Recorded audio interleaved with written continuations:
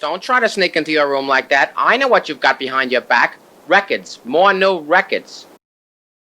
All right, we're in a car driving to the Munich Hi-Fi show, having attended the Clearaudio 45th anniversary party, which was quite a nice shindig, and I'm with Garth Leerer. And Garth, you and I have known each other for how many years? 30 years? Yeah, 25, 30 years. 25, 30. Yeah. But it's interesting because last night we were talking and you were giving me some of your background, because I didn't know any of that background. And part of the reason is when I see you, either I'm talking to you, asking you to send me something to review, or I'm running into a hallway or going into a room that you're in. Yesterday we had a chance to really talk a little bit about your background. Right. Okay.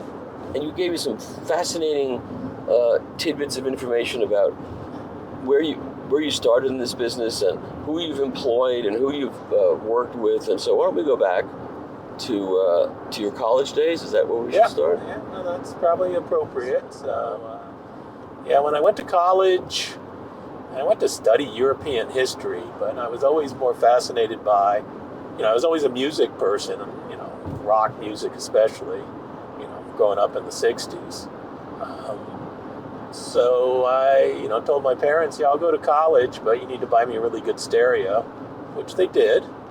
And then, some friends would say, hey, can you move your stereo into the dining commons and we can have a party? So we were doing that for a few times, and then, I decided that I, was going to go buy myself a synthesizer and a good sound system, and ended up with some Altec Lansing Voice of the Theaters. And then a friend of mine in college was Arthur Baker, and, he was starting to do some DJing at some local nightclubs where he lived in Massachusetts. Arthur and I decided that we'd have a mobile disco company to kind of, formalize or monetize putting these parties on in our college. And I went to Hampshire College, which was this crazy liberal arts college out in Western Mass. Whose most famous alumni is probably Ken Burns, but a lot of people came out of there. Ben and Jerry, Seventh Generation, a lot of people in the movie industry, Barry Sonnenfeld. It was a very creative place to be. So Arthur and I created a mobile disco company, and we actually called it the New Zoo Review, which I think was actually something we took from a PBS kids show. We used to travel to New York and, visit the record companies and get demos. I was doing that with Arthur, and, was studying electronic music and doing, tape loops and splicing and things like that. So I always wanted to be in the audio business. I thought I wanted to be, everybody wanted to be a rock star. Of course. But I also kind of wanted to be a producer. I was always impressed with, people like Ken Scott, trying to understand, the role of the recording studio and the role of technology as a new part of, a musical instrument, which was really what the whole thing about electronic music was.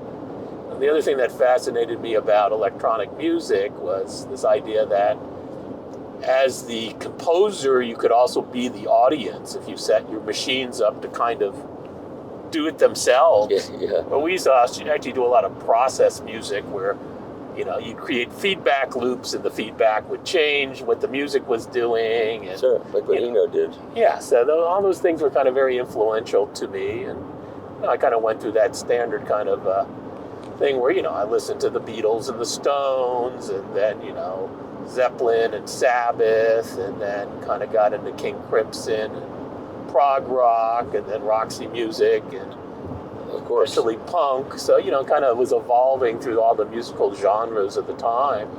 But ultimately, you just had to move from your rock star dreams to... Well, I went to...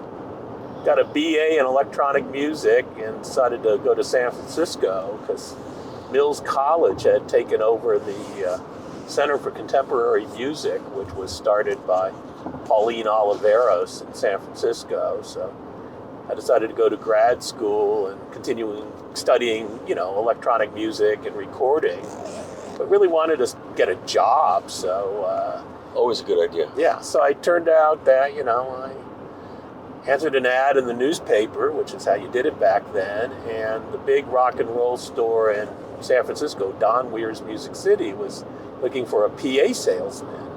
And I knew enough about audio. I knew more about audio at that point than selling.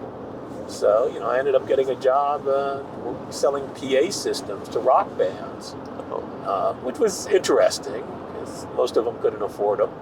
So, I did that because of having done, this mobile disco thing. And, I used to, love going out to clubs back then when you were young. And so I ended up designing and installing a couple discotheques in Nevada, kind of at the height of the disco craze in the late 70s.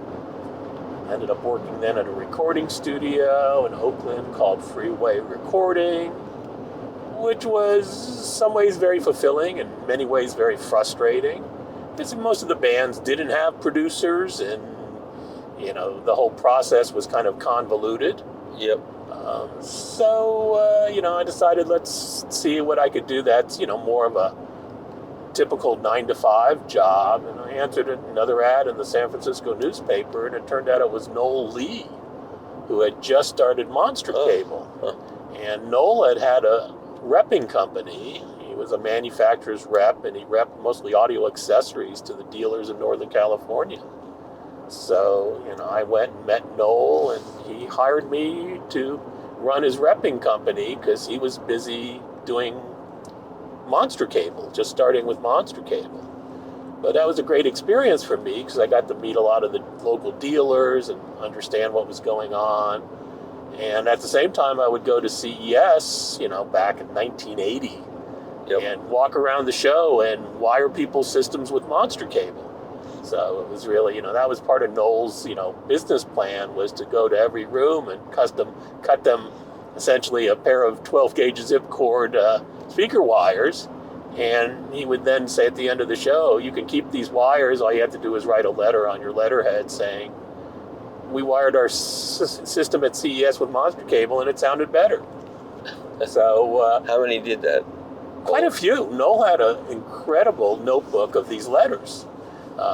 In many ways, kind of helped establish the whole idea of, wire as being, an important component in the system.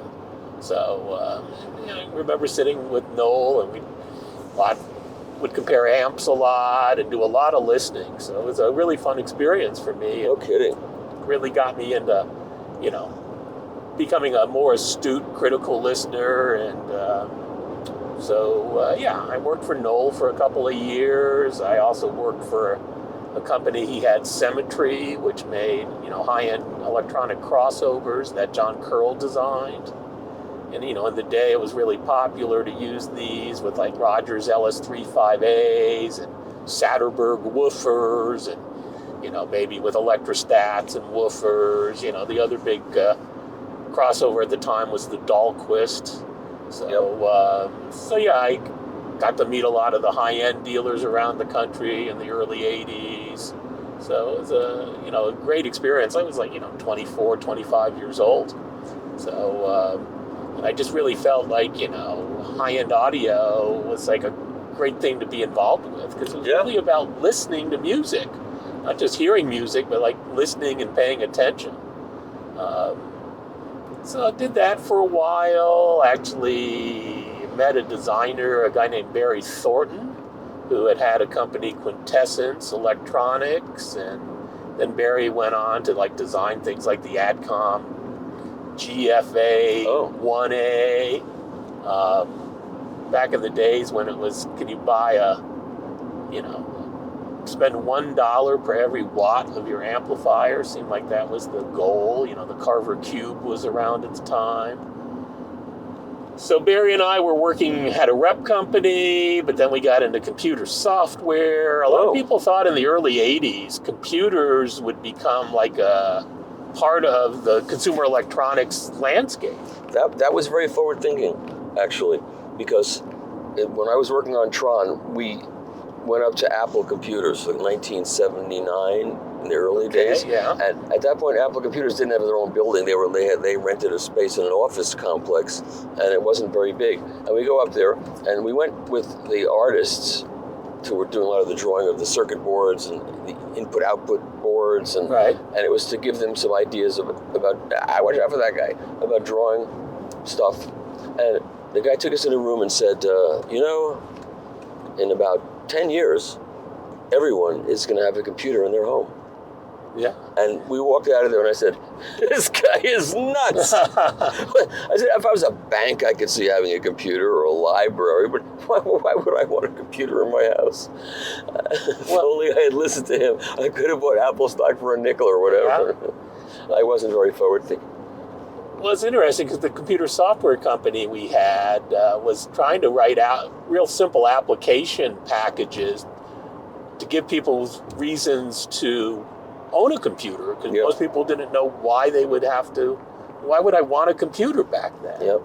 So we had this one program called In the Mail, and it was basically, 10 categories of business letters that, like one was a collections letter, which was 5 variations where the first one started like, excuse me, you owe me money, to the 5th one said, Guido's going to come and break your kneecaps. So, what we just did is like bought every book we could find on how to write business letters and just kind of combined them all. And what system were you doing it for? Actually, we were doing this on Apple for like the 2C. Yep. And actually, I bought the first IBM computer, like an 8086 processor, and we actually were doing it for Osborne's and CPM. Being in Northern California, this is where it was all kind of starting. Yep. So we were dabbling in software and going to Comdex, and it looked at the time like, the computer industry and the, consumer electronics industry were going to kind of meet somewhere. Well, it did eventually, obviously. Yeah, it did. Now, why did that guy have to get changed? Oh, because the dump truck is up there, but otherwise... Yeah. So in any case, dabbled in computers for a while, and it was, wasn't really satisfying, the same way that, the hi-fi industry was. Of course not. One's music and one is code. So, code is music to some people, but not to us. But, I was trying to get once our computer software company, we had to close it just because, we got crushed by the big companies. Yep. Trying to get a job in the computer industry, but, I had an MFA, Master of Fine Arts in Electronic Music, and that didn't get it. They said, you need an MBA. You got the wrong initials in your degree. So I was going to go back to graduate school and get an MBA, and I ended up, proposing to my longtime girlfriend who I'd met at the last Sex Pistols concert in Winterland. And I just kind of felt like, I better go get a job if I just got married and going back to graduate school. So one of the local hi-fi stores that I used to call on as a rep had an advertisement in the newspaper. So I called them up and said, hey, I'll come down and talk to you. And, they hired me on the spot. And, like the first day at work, I was able to sell like a Conrad Johnson, $1,500 preamp in 1985, which was real money back then. And you got a percentage of that, or you? No, I think I was a salaried salesperson. But it's just like I was able to, show people the differences, listening to actually I think we were listening to Cantante Domino and listening to the individualized voices, Jazz at the Pawn Shop, all those kind of things. So. I found myself, within a few months managing a high-end store. What, you got to manage the store in a few months? Yeah. Well, I just kind of, I was, I'm one of these kind of people who like Is it because you were really good at it, or other people were really bad at it, or both? Well, yeah, I don't like people to tell me what to do, so I try to put myself in the position to be the person who tells people what to do. Okay. So, within a few months, I was managing the store, and it was interesting. This store was a kind of a incubator store as well. John Hunter, who went on to work at Samico, had worked there, and Peter Bohachik, who started Air with Charlie Hansen, was there. Wow. And, so a lot of interesting people. Actually, I hired Sterling Trail. That was his first job in hi-fi. He came to work with us as a salesperson. And because Sumiko was there in Berkeley and SOTA was there, it was just kind of in the middle of just... Spectral was there? Spectral was there. In fact, people don't realize, but Monster Cable distributed Spectral for a very short period of time. And MIT was there too. Yeah. And actually that Bruce was Brisson before MIT. Noel took Bruce's designs and basically was the first one to make Bruce's cables. Oh. Even before then, there was this company called Athena Polyphasers. I heard of that. And they were the ones who actually kind of formulated this whole idea of, using passive cables as group delays and time correction and things like that. I was part of the San Francisco Audiophile Society, and I wrote articles about modifying DQ10s and, all that crazy stuff that people did when they were kind of audio hobbyists. So there I found myself in the mid-'80s, managing a high-end hi-fi store and saying, why am I going back to business school? I'm running a business. Yeah, no, I'm in this. You're in it now. Yeah, too late. So kind of enjoying life. But then, the owner actually decided to sell the store. He actually fell in love with a waitress at a dinner. And he was planning to sell the store all along. Yeah. So the new owners, basically decided they wanted to have another person be the manager. Other than you. Yeah, although the store was super successful, and this person was lobbying really hard. So he's going to clean house. We're cleaning house. Is the house dirty? No, but we're going to clean it anyway. So, I decided, okay, maybe go work somewhere else. Yeah. I thought I was a real hot shit retail guy. I actually was going to go work at Sharper Image in San Francisco, which was a new retailer and, kind of this whole new model of what retail was supposed to be. Yeah. But that didn't turn out. So I ended up moving down to San Diego to work at a store down there. And the guy ended up being a bit of a... How'd you find that store? Actually, I found it through Threshold. He was a Threshold dealer, and we were a Threshold dealer at the time, so... All these networks pay off. So I went down to work for him, and he was just I did not like him. He just wasn't an honest person. Plus, he wouldn't let you run his business. So in any case, I had known that the Mod Squad was down there in Northern California as well. Steve McCormick? Yeah, Steve McCormick and Joyce Fleming. So one day, it was so funny because here I was working at the store and somebody came in to buy Tiptoes, and I knew that the Mod Squad sold Tiptoes across town, but we had the Sumiko variant, which was called Counterfeit. Right. So, here I am selling Counterfeit to the customer, and at the store I didn't like, so, the next day I knocked on the door of the Mod Squad's company, and they had a retail store called Music by the Sea, and I told them I'm moving down to San Diego, and I'm looking for a job. And they said, well, we don't have any jobs. And I said, well, don't you have a retail store here? And they said, we do, but, Steve McCormick really wasn't interested in continuing with it. So I said, let me run your store and, and pay me based on how well I do. So I did really well. So for 4 years, I ran their store, and it was, kind of a great experience because kind of like working with Monster, I would go to shows with them and exhibit at CES as part of the Mod Squad. So I was kind of wearing many hats and meeting a lot of people. And every time a dealer would call with a question about a Mod Squad product, they would put me on the phone to answer the question. So I got to know even more high-end dealers around the country. So it got to the point where, they turned into McCormick. They changed their name. They came out with their DNA 1 amplifier. So they were really changing a great deal from what the Mod Squad was originally intended to be. And, I told them I wanted to basically buy their store because, as they became more of a manufacturer, they had even less interest in the store. And it's always difficult to work out those kind of business negotiations. Yeah. So I remember going to CES in 1990, Chicago, with a friend of mine who was going to be an investor. And that's when I actually, I had known Alan Perkins for a while because we were a big soda dealer, and I was considered a top soda, salesperson, setup guy, all of that kind of stuff. And that's when Robert Becker mentioned to me that they were interested in selling SOTA, the turntable company. And it's funny, in the early 80s, when I was doing the software and CD was coming out, I decided I'm going to buy my last turntable. Something you never actually do. No. I think I have, but we'll see.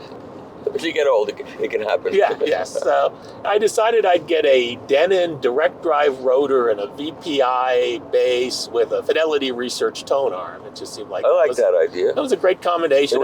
The Denon AC with that big giant Honda AC. I had one of those too. And it was like, I'll never need another belt. So I had that as my table, and I think I had a Fidelity Research 201 cartridge. At the time I was listening to like my own homebrew HQD system with like quad ESLs and Decca tweeters, bi-amp subwoofers. Wow. So, I always had a lot of multi-amp systems. And that sounded good, I bet, yeah. Yeah, because, it's, I used to use my Voice of the Theaters as my home system. Okay, it still sounded okay. Yeah, bi-amp with tubes on the horns and an Ampzilla on the 15-inch woofers, and I always loved doing system configurations and putting together crazy things, and listened primarily to planers or mini monitors for most of the 80s, just because. Okay, so the next phase was. So the next phase was, Robert Becker asked me if I wanted to buy SOTA, and I said, I don't know, I might. And so I came up to visit him in the Bay Area, and like everything just clicked and said, you need to move back to Oakland, because I had left in 86 and this was 90. And so I decided that I would move back to Oakland, and I told from San Diego. Yeah, and I told Robert that, why don't you hire me to be your general manager, for 6 months, and I'll run SOTA, and at the end of those 6 months, I'll tell you if I'm interested in buying it, because I'll have a real kind of bird's eye view of what your company's all about.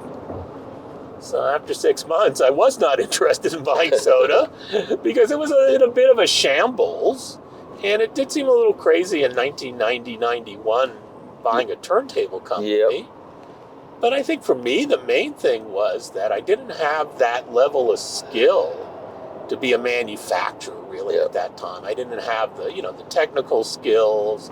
I would need somebody, like a right-hand person, who had that level of knowledge to be able to pull that off. And I knew the guy who used to be our tech at DB Audio, and he was actually the analog guy working at the time at Sumiko, a guy named Matt Hawk. It just seemed a little far-fetched, so I actually passed on buying SOTA. So as it turns out, they sold it for next to nothing. Was that to Jack Shafton? To Jack Shafton, who actually bought some it. Of the younger people don't know these names, but probably rather than going into each name and describing they can just do a web search if they're interested in this history, which is a fascinating history. And I hope that people are enjoying hearing it. But while I was working for SOTA, I met Bob Graham and decided that he had made a great tone arm, because I had been an SME 4 and 5 owner, and obviously I owned Fidelity Research and sold Alphasin, so I knew a lot of tone arms, and I really liked what Bob was up to at the time. And back in, I think, 89, I had heard a Benz MC3 on a Versa Dynamics turntable, and pretty much blew me away. And I thought it was the Versa. So I went out and bought myself a Versa Dynamics, and it wasn't the Versa. Yeah, and the Versa, of course, had a vestigial arm. Yeah. And there was a reason why they decided to use an arm that literally had no length to it, but it meant that unless the record was perfectly flat, any little deviation would cause a tremendous change in the SRA BTA. Yeah. So While I was with SOTA, I actually, through their Australian distributor, got my hands on the Benz Reference, which was the new Benz wood body cartridge they had introduced. And I heard it, and I was pretty blown away by it, and I realized it was the Benz, not the Versa, that had so impressed me. So when SOTA and I parted ways, I had started Musical Surroundings when I went to work for SOTA. I had clients in San Diego who still wanted to buy stuff from me.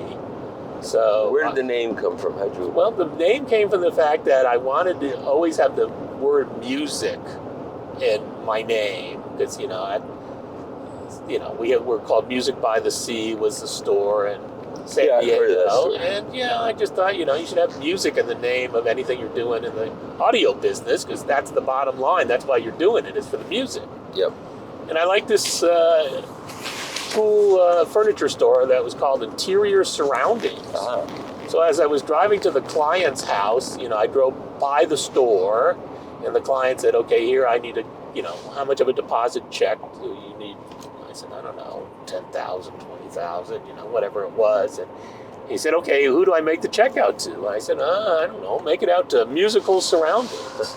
He did. And you had no way to cash it. Well, yeah, I came back to Oakland and filed a DBA as Musical Surroundings. So you could cash the check. Yeah, and then I could go to the bank and say, here's my DBA. Again, you file the DBA, you just put an ad in a newspaper. Right. And that's all it took.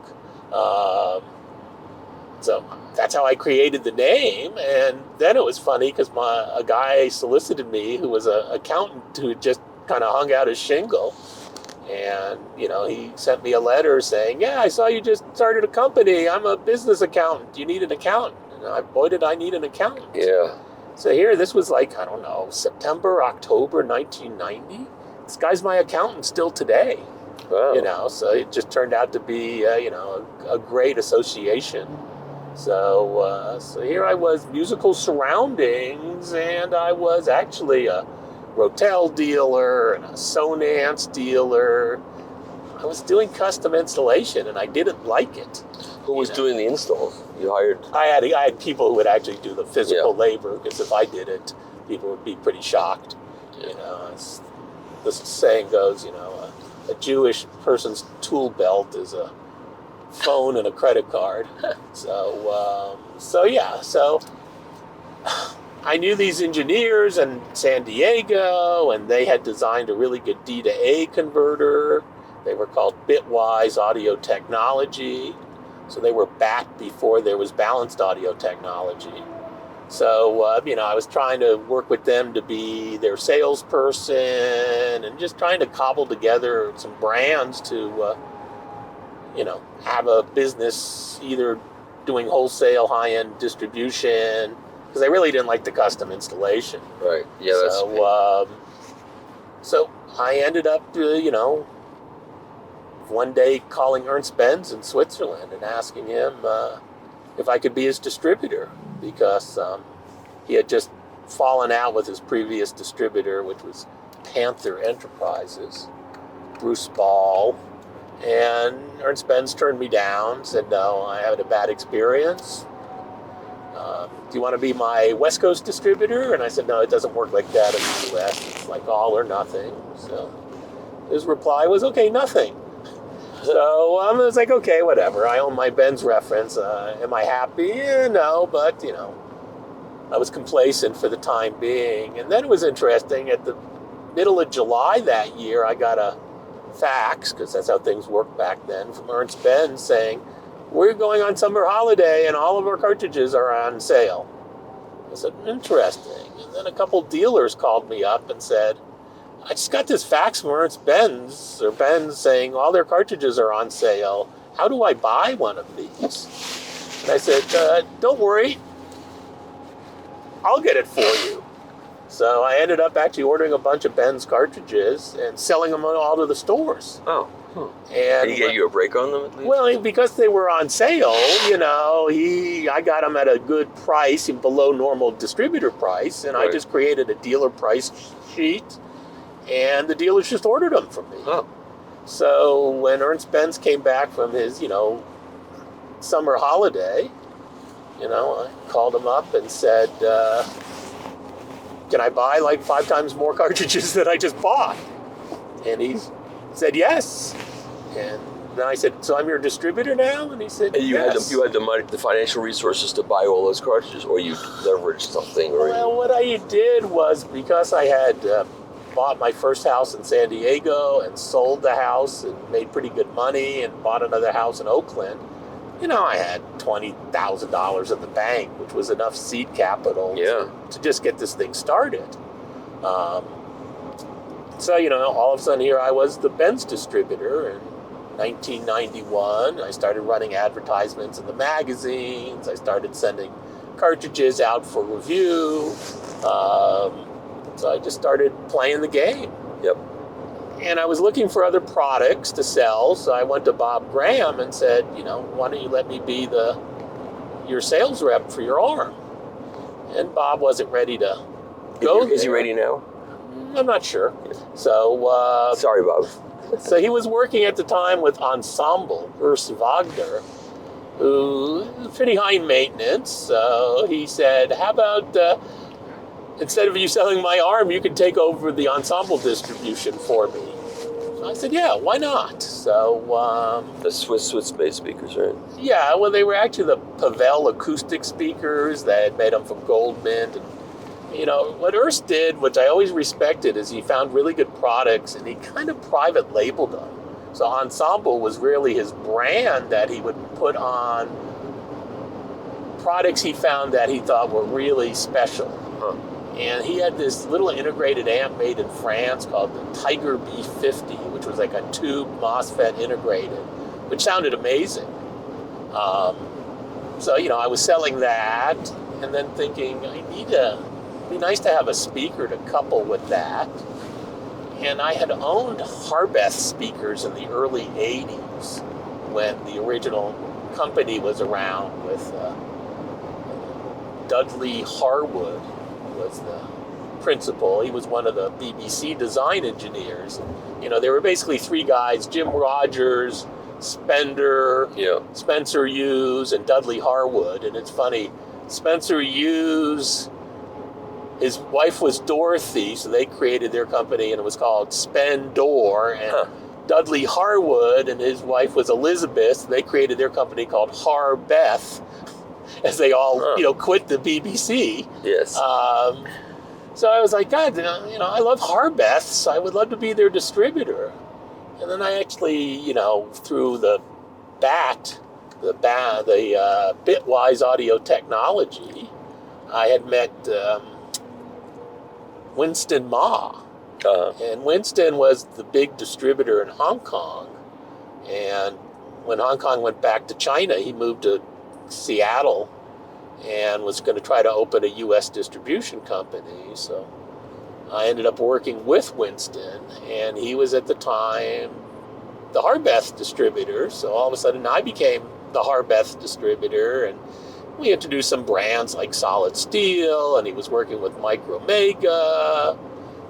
So it was a very interesting, way to kind of get deeper into the business. And at one point it was really awkward to have my company and his company. I had 2 business cards.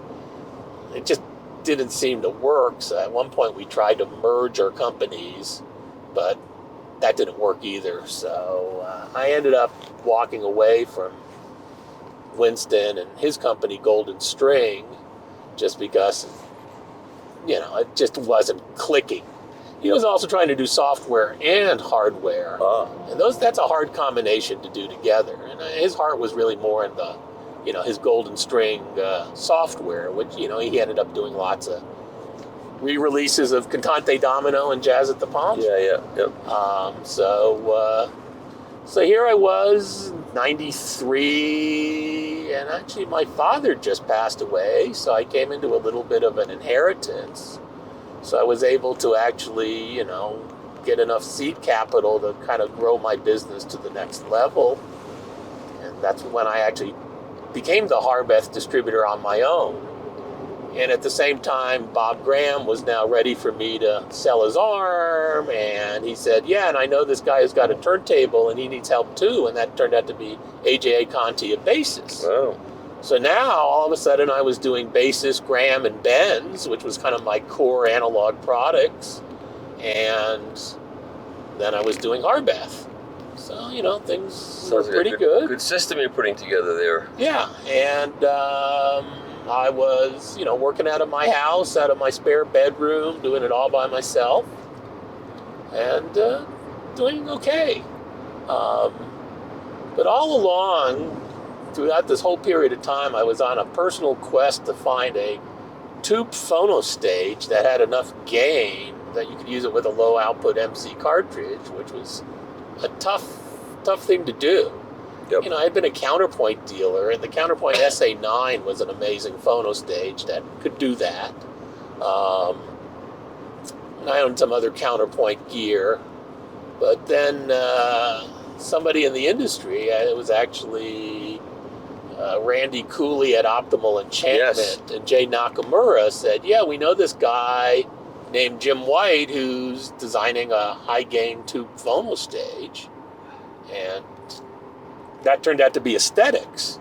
And Wow. so I got together with Jim in '95 and started working with him and selling his, his IO 24 tube 2 chassis phono stage, which, you know, at those days was like $5,000, which was, again, real money, though. Yeah. It was quite a great phono stage. So, you know, I was growing my business, taking on new brands. I had known Arturo Manzano. Axis. Yeah. And of course, this is all organic growth. It's like it just... Yeah. So at the time, Arturo, this is a crazy story where it was actually Sugano's son, Sugano, the guy who founded Koetsu. One of his sons, one was working for Pioneer and the other one was working, I think, for Toyota. And they wanted to restart Koetsu. So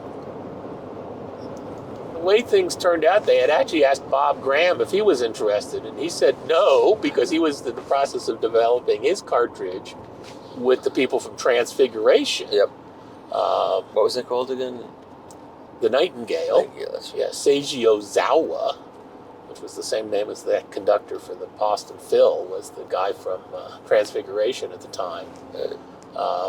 So I missed the opportunity to get Koetsu, but ended up becoming the Koetsu distributor, like sub-distributor at the time. So here I was, I had Koetsu, I had Benz, I had Transfiguration, Wow. I had Basis, I had Graham, I had Aesthetics. So I had all these brands. Things were going pretty well. But then, you know, all of a sudden I had this super high-end gear with Harbeth, and it just never really made sense as a system.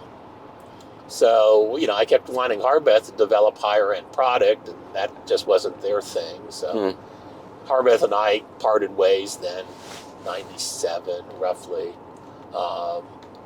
So I was thinking, you know, maybe don't get involved with speakers for a while. So throughout the 90s, yeah, I was selling all these brands, and decided in 95 I needed to get an employee.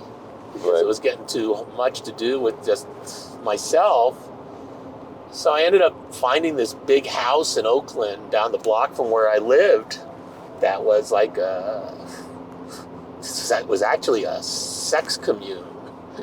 Oh, well, that's... Yeah, that was kind of, so it had some kind of good vibes. And I don't know if you've ever heard of Scoop Nisker. Scoop Nisker, you know, the big rock station, radio station in San Francisco was KSAN. KSAN, right. And Scoop Nisker was like their news guy. Ah. And so he was kind of, you know... Scoop, of course. Yeah, so he was kind of the... Or it could have been an ice cream maker, one of the two. Yeah, like an alternative kind of, you know, news guy on the rock radio station. Right. And he lived in this sex commune. And the house next. Didn't everybody in those days, one way or another, live in a sex community? And it's funny, the house next door had like the Rolling Stone lips painted on the garage. Right. And so it was really just a scene. So I ended up buying this house, and it was a 3-story house, and I converted the bottom floor into my office. So then I had, because I knew all the DB audio people, I ended up hiring a bunch of them. Their tech and their bookkeeper came to work for me as my employees. And unfortunately, the bookkeeper, she ended up getting cancer, and the tech ended up inheriting money from his parents. So he decided he didn't need to work anymore. So it turned out I had a ex-customer who had turned into a friend, a guy named Bob Clark, who was living in Berkeley. And I called Bob up one day and said, "What are you doing?" And he says, "I'm bored with my graduate program." I had mentioned he was doing a graduate degree, and post-World War II German Holocaust poets. Seems everybody I know studies that subject. Yeah, so I said, Bob, you're a real smart guy, and you know audio. Why don't you just come work for me? So Bob Clark was like my first official employee. He worked for me from like 97 to 2000. And he was kind of the beginning of what I kind of call our incubator stage, because, he definitely just got it so into the industry that after he left me, he actually went back and finished his degree, but then he got right back into the audio business and ended up taking a bunch of the brands that at a certain point I had jettisoned, if you will, for whatever reason, In 2001, I actually, met the people at Clearaudio. And it was crazy. I started going to Frankfurt show in 98. Yep. Although I had gone to, Penta, which was the English show, and I'd gone to Top Audio in Milan. That was a great show. So going to Frankfurt, I remember, I met Helmut Brinkman, and I wanted to import Brinkman's tone arm because I couldn't get Graham arms on a steady basis. And I met the guy from Trans Rotor, Reiki. And, I was looking for other great turntable and analog products to bring in, and was always kind of impressed with Clearaudio's display at Frankfurt, and didn't think that was anything that was accessible to me. But as it turned out, the next year they fired their distributor in the U.S. So And who was that? That was Joe DePhillips. Joe DePhillips, yeah. Yeah. So who was doing Discovery Cable, and whatever happened to Discovery? It's still around? I don't think it's around at this point, but that's good cable. Yeah, and a lot of the cables that Clearaudio uses, like their 6-stream, which is what they hardwire most of their upper end tone arms with, was actually based a lot on the Discovery cable topology. Huh. So because I ended up with Clearaudio, some of the brands I was working with, didn't, Transfiguration all of a sudden was kind of the odd brand out for me. So I ended up, not continuing with them. AJ at Basis actually was coming out with his Vector tone arm. And he told me, you need to either pick my arm or Graham's arm. You can't sell both. And I said, well, why not? And he said, well, I want to put my arm on my turntable. At the same time, that's when Harry Weisfeld was coming out with the JMW. A lot of the turntable companies were a little frustrated that they couldn't get enough tone arms from Bob Graham. They had customers wanted to buy tables with no arm to put on it. Right. So, yeah. And AJ, it was crazy too, because, I literally signed up with Clearaudio, and How does that work? You have a meeting with them and they give you a contract? Or I have no contracts with anybody. It's just a handshake. Yeah, I met with them at the Frankfurt show and said, I'll come to your factory after the show and we'll meet. So, I had first gone to Switzerland and seen Benz, who I was doing a lot of business with, and now Ernst Benz had sold it and to Albert Lukaszek, and but it's funny, on that trip I actually drove around Switzerland with Ernst to to watch factories. Of course you did. Because, Ernst wanted to do more watches.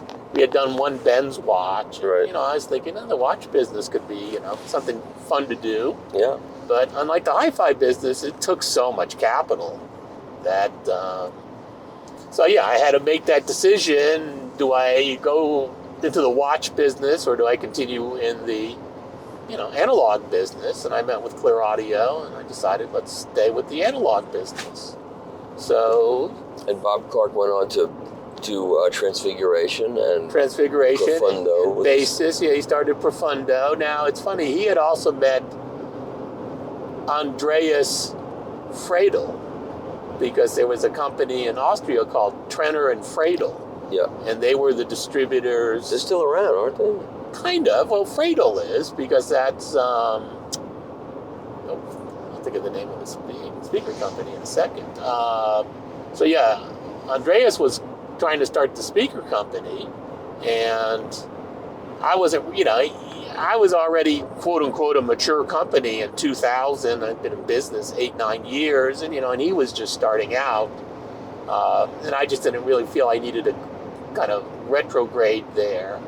But actually, Bob ended up working with him. Bob ended up picking up a bunch of brands of mine that, I had either moved on from. So he ended up doing Trenner and Friedel speakers and doing Transfiguration and doing Basis. And we remain friends to this day. So here it was, 2001. I had just picked up Clearaudio. We were still essentially a two-person company back then. Yeah. And then we needed a third person. So I was at the New York Stereophile show, and I went into this room, and I met a guy, and it was just he was running a website where people could write reviews about their own products, and it was like, this is like a crazy idea. But I kind of admired his gumption. Yeah. Turned out that was Norbert Schmid. Oh. And, Norbert was trying to get a job in the hi-fi industry. And it's very interesting. Alan Perkins and I have, crossed paths constantly since the 80s. Yeah, and for those who don't know, because we have to realize a lot of younger people don't know a lot of these names. So, Alan Perkins started in media. He was the Lyra importer for many years. He imported audiophysics speakers for many years. Right, yeah. And a whole bunch of other things. And now he's designing things for mobile fidelity distribution. Yeah. He designed their turntables. And then Spiral Groove. And he had worked for SOTA. That's right. So he had worked for SOTA, and when I came to SOTA, I followed him and his brother Otis. Yep. And that's when he started Spiral Groove, or actually RPM. Yep. And RPM, I will say, the RPM turntable, the industrial design of that turntable was copied by so many companies, and I'm not going to mention any names, but they copied both the industrial design of it, and many took a lot of cues from his arm, the original RPM arm, which was a brilliant arm, and it still is. I wish somebody would make it again, but they don't. Right. But anyway, that's also. Yeah, so, when Alan was doing Lyra in the 90s, I was doing Benz, and which were the two leading cartridge brands at the time that were battling it out for market share. So, so it's even crazy. This accountant of mine, who I've been with from day one, his cousin owns Cliff Bar, and it turned out that she ended up buying. Yeah, the woman, his cousin and the business manager who started Cliff Bar, they got an offer to get bought for like $40 million after Power Bar got bought. Yeah, and nice. She wanted the money and he didn't, so he bought her out, and she ended up becoming Alan Perkins' investor. Right, she decided to lose all of her money in the audio industry. Yeah, so. I'm sorry. Or in the 2008 market crash, exactly. where she lost all which is related. And Alan opened up a retail store that was beautiful. Yeah. And then it got ripped off, and apparently all of it ended up. Oh, look at that. Yeah. All of his stuff ended up in Russia somehow on a cargo ship, and then he redid the store, and this time put in really tight security through the whole place, and they ended up getting in again, this time coming in through the skylight. They rappelled down the skylight and took everything again. I mean, it was just, that was bad. Okay, I'm sorry. So add a little bit of local color. So, here we are in 2002, and I have to, expand to become a 3-person company. So I hired Norbert Schmid, who had actually been also talking to Alan at the time. Right. And Alan was supposed to become the new Musical Fidelity distributor. Because, Musical Fidelity had left Audio Advisor. Yep. But that's when Jim Spanauer and David Solomon got it. That's right. Everybody knows David Solomon from Cobuzz. Yep. And Jim Spanauer from Peachtree. And here's where I interjected yesterday. I'll interject again because I met Jim Spanauer in mid-1980s when he was working for a car stereo store in Little Rock, Arkansas and Searcy, Arkansas. And I brought my radio commercials to the CES, and I'm not going to go into the whole long story, which it'll be for my book, how I ended up getting poisoned on spray glue from these things I was putting together to get my radio commercials going. Anyway, and Jim Spanauer heard my commercials and liked them enough to hire me to do these commercials for the car stereo stores in Searcy and Little Rock. And they created such a buzz that I had to fly in there and do personal appearances in Little Rock and Searcy, Arkansas. And then there was a tornado warning, and we had to get into it. The sky turned green, and we almost got wiped out by a tornado, but not quite. Anyway, this whole world of connected people is just so fascinating. All right, it's just as the audio business is a small world. Yeah. So here it is, 2002, and I'm doing Clearaudio, and I'm doing aesthetics, and I'm doing Benz, and I'm doing Graham, and And then Michael Yee came along into your life. Yeah. Well, actually, Michael Yee came along. This is a funny story. In 1999, so it was about the time we were growing a little bit, and I call it the Goldilocks story. He had gone to Samico with his design and for a phono stage, and he showed it to them, and they said, it's really good, but it's too expensive. We want something that's $199. Right.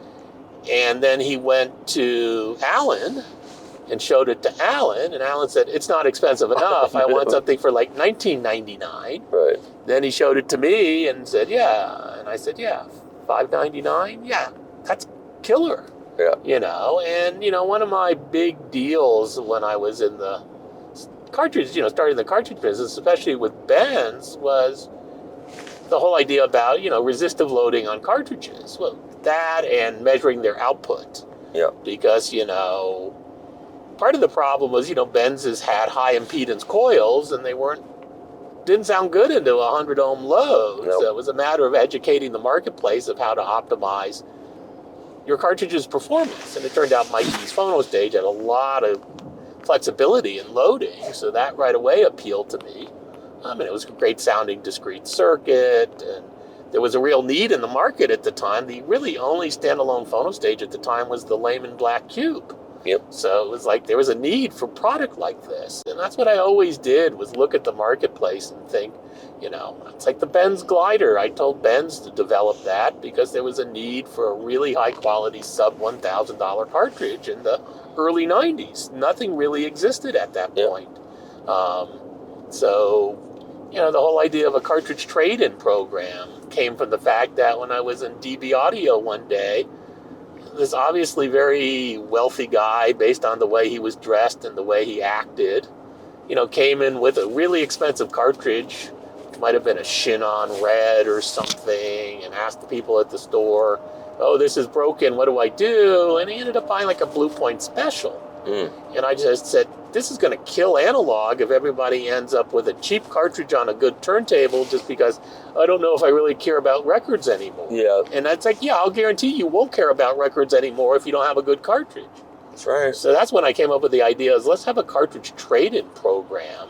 I'd actually pioneered that with Samico, where, when they were doing Kaseki, I convinced them, can you give me a small discount and I can pass it along to the customer to justify selling up to a better cartridge than the one that you just broke or wore out, as opposed to... And what did you do with those? Just toss them, or you had them rebuilt, or? Well, Ben's had the ability in the day to rebuild them, although a lot of them didn't make sense to rebuild. Yeah. But, he would actually keep a notebook and document. Well, I know where we are, actually. Yeah, we're right next to the MOC. This is the exit right now, Munich Fremer. So we passed the airport already, right? Yeah. So, the idea of, also rewarding a customer for wearing out his cartridge and not penalizing them for it. Yeah. It's like, this is the 90s. We're trying to find any and every way to keep analog alive. That's right. And people have to remember that it was pretty dark days. Yeah.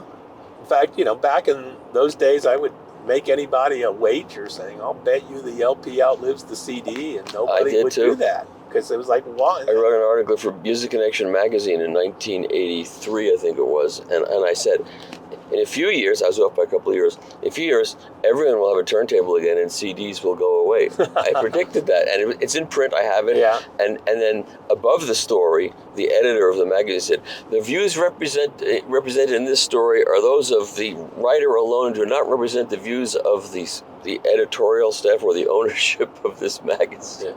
So. But I was right, and you were right. Yeah. And that's why we're here today. Yeah. So here we are, and the company's growing. And you have different brands. Yeah, there were some other brands. I used a lot of the feedback from the dealers. Here's a good brand that needs better distribution or things of this nature. At the same time, I had met the people here in Germany, High Fidelity Studio, Gerald Jakob and Thomas Kazmarek, and they were the Benz distributors in Germany. And we, hit it off right away. Crazy in that they came much in the same way, where they had like a mobile disco company. Oh. And so there was a lot of similarities about how, our backgrounds, all led to being analog people. Yep. So, we became hard and fast friends, and a lot of the brands that I did in America, they started doing in Germany, like Aesthetics and Musical Surroundings, and, from there we actually, we ended up together essentially creating, the AMG brand as well. So since we're almost where we're going, we probably should wrap this up. So what brands do you have now? You have Clearaudio, obviously. Well, what we decided in 2016 is just to focus on analog only. Yep. Aesthetics, after 21 years, decided they wanted to go out on their own. So in 2016, we said we're doing analog only, and right now we only have 4 brands. We have Clearaudio, which is our main brand. We have DS Audio, which is an incredible opportunity and really one of the most cutting-edge analog companies around these days with their optical cartridges and their accessories. The accessories are, that disc centering device is just, that's revolutionary. And the funny thing is, we always wanted to do business with XL Sound, the manufacturer of HANA, and they used to manufacture the inexpensive Benz cartridges, other brands, and they don't really like divulging. And we got the opportunity in 2016 to become the HANA distributor. And it's an amazing brand and company. And were you involved in any way in the development of that product? Totally. We were directly involved in the development of the ML, the Umami Red, because they were doing Blue. They were doing mostly OEM for other people. Yeah, that was what they were doing. And what happened is there was a gentleman, Hiroshi Ishihara, who's been in the cartridge business a long time. Used to work with Dynavector. Yeah, I want to just put gas in the car so I can return it. Hiroshi convinced Mr. Akata-san to create a new line of cartridges, and that was named HANA, which essentially means brilliant and gorgeous. Right. So Yeah, they made basically 4 models, the E series and the S series, which were very great cartridges for their respective price points. And so this has been very successful for you, obviously. Oh yeah, and then we would sit and I'd brainstorm. It's funny. I went from somebody who liked sitting around thinking about what my ultimate hi-fi system would be to somebody who would think about what the ultimate cartridge would be. And I'd sit around at night just thinking about what would I do and what parts would I use and also what would be an ultimate cartridge at a really attractive price point where people could say, that's expensive, but I can swing that. I can even have to borrow. I can borrow the money and enjoy this and pay it back. Yeah. So we played a big role in developing the ML and now the Umami Red and the Umami Blue.